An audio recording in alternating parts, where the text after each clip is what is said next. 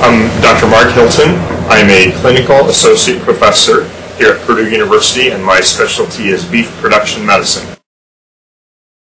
I was a really small kid, and on the farm our vet was a great big man, and everything was done with brute force, and when he was done everybody was tired, filthy, and exhausted. And here I'm this little bitty kid, and I'm thinking, this doesn't look like a very good profession. I kind of thought about it because I loved science and I really enjoyed my farm animals. But then he retired and we started using a veterinarian that was smaller than I was. And he got all the same work done in less time. Nobody was tired. Nobody had blood and manure and mud all over them because he understood how to use the animal's natural instincts and herding ability and things like that. He worked smarter, not harder.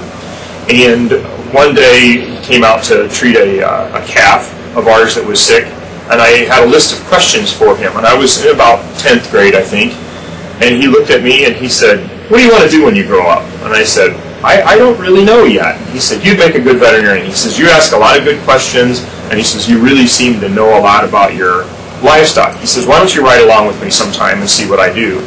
So I started riding with him, and I knew this was what I wanted to do. It really was a good fit for me. So it was nice that somebody took the time to say, "Hey, you're good at something."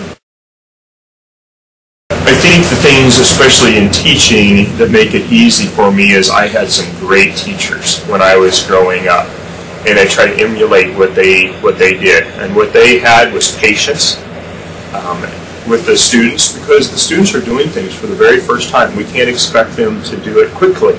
And so when we go out to the farm, I always say to the farmer, when the student's learning to do something, let's say castrate calves, I look at the owner and I said, this is her first time doing this. Do you want her to try to go fast, or you want her to try to do a good job? And the owners always look at me and say, I want her to do a good job.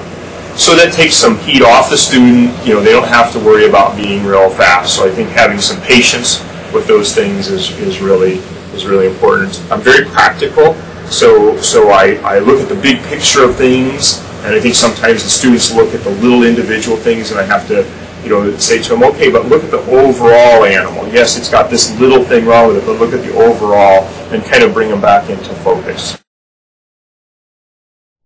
One of my negative traits, I talk too much. So I have to learn to be quiet and put the students out there and make them talk to the owner, and I have to be quiet.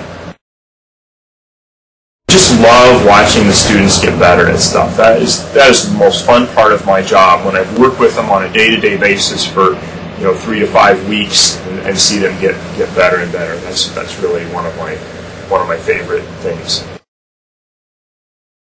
Okay, my favorite animal is pretty obvious. It's a beef cow. I mean, how could it not be a beef cow for every person? And these cows, they're just the most laid-back, easy-going animals. I mean, I just calm down when I'm around it because, she spends 8 hours a day sleeping, 8 hours a day eating, and 8 hours a day ruminating and resting. I mean, it is the perfect life. It is just a great life for an animal. They're out in nature, eating grass, in the beautiful sunshine, the cool days. They've got it made, and they're the coolest animal ever.